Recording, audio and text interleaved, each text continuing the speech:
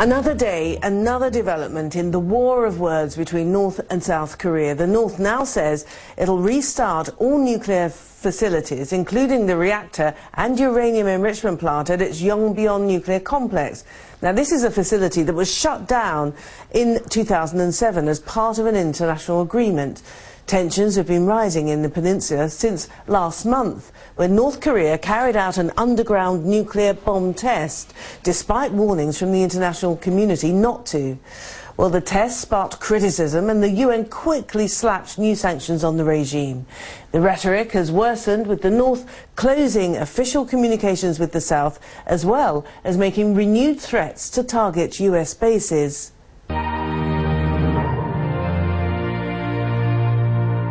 South Korean state television is reporting that the country has decided to restart all of its nuclear facilities, including the one at Yongbyon.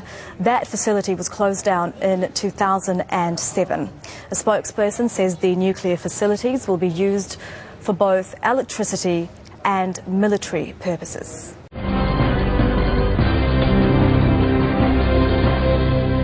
The unit is located in Yongbyon, north of the capital Pyongyang. The reactor can generate electricity, and operators can use the spent fuel to process plutonium.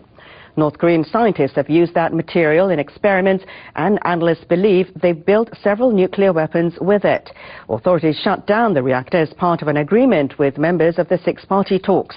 The group is made up of representatives from the two Koreas, the US, China, Japan, and Russia.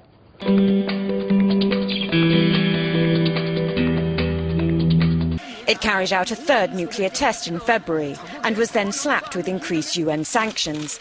Since then, it's threatened to strike both US and South Korean targets. Seoul's concerned by Pyongyang's announcement that it's planning to restart nuclear activities at Yongbyon, which also includes a uranium enrichment facility. 보도가 사실이라면 대단히 유감스럽습니다. If the report's true, then it's deeply regrettable. North Korea should keep its promise and its agreements, and it should stick to the denuclearization of the Korean peninsula. Our government will closely monitor the situation.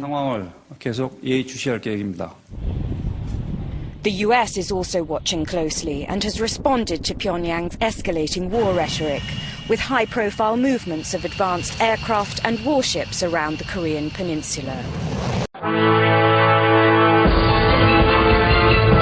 In turn, Japan and the United States have repeated their support for their South Korean ally.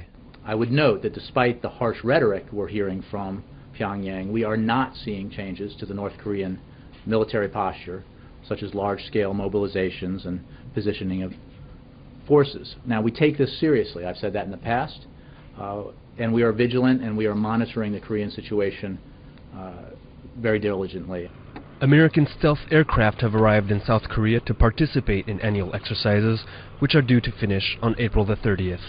In December, North Korea announced it had successfully launched a rocket, which the US and South Korea suspected of being a missile test launch. Since then, Pyongyang has carried out its third nuclear test, resulting in UN sanctions.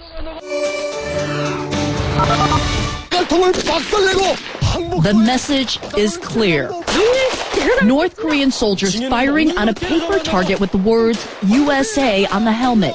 The live fire drills that aired on state TV vowed to show its enemies, the United States and South Korea, that it was ready to fight, showing off the military skill with weaponry. And the nation's top athletes running through physical drills with ease. The Hermit Kingdom releasing this video just days after it declared it was in a state of war. This is not the first time North Korea has aired this sort of military readiness video.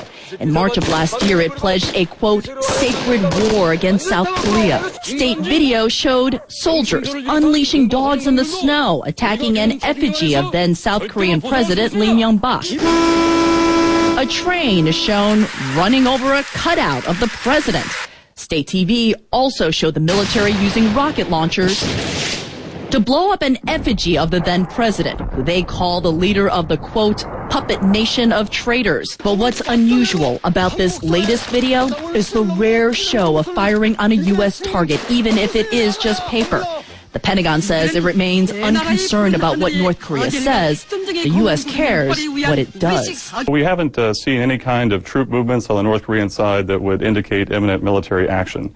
So we think that things may be dialing down just a bit on the Korean Peninsula. At least we hope so. South Korea responded to North Korea's days of threats with a warning of its own. South Korea's president announced any provocation by North Korea against her country would result in a strong response in initial combat, essentially lowering the military's barriers to respond immediately to a North Korean attack.